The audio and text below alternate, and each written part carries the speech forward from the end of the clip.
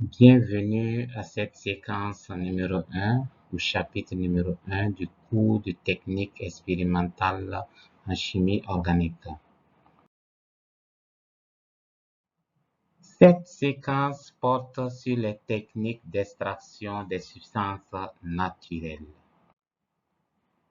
L'objectif est de différencier les techniques ou les méthodes d'extraction en chimie organique suivant la matrice, le principe mis en jeu et la famille chimique ciblée. Ce cours sera structuré en 3 grands points. En premier point, rappel et définition des différentes techniques d'extraction.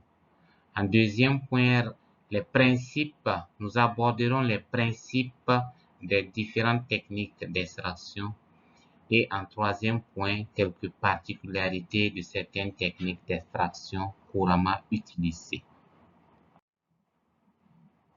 L'importance de l'extraction est que l'étude des composés bioactifs répartis dans les vacuoles des organes de plantes ou d'animaux nécessite leur séparation de la matrice végétale ou animale. Ces composés sont de plus ou moins solubles dans des solvants organiques. Et de part, il existe 3 types d'extraction: l'extraction par simple contact, l'extraction par contact multiple et l'extraction par contre-courant. Pour l'extraction par simple contact, le solvant est mis en contact avec la matière une seule fois.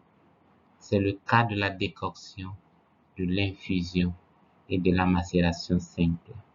L'extraction par contact multiple, dans ce cas, l'opération est répétée plusieurs fois. C'est le cas du Soxhlet et de la macération répétée.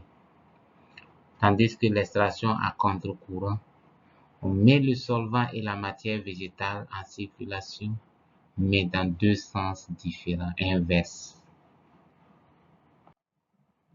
Bien qu'il existe un canevas général d'analyse, d'études adaptées à la majorité des molécules, il est souvent nécessaire qu'ils soient modifiés pour être adaptés à leur nature chimique, à leur degré de liaison avec d'autres substances, d'autres constituants végétaux qui influencent ainsi leur solubilité. Merci de votre attention.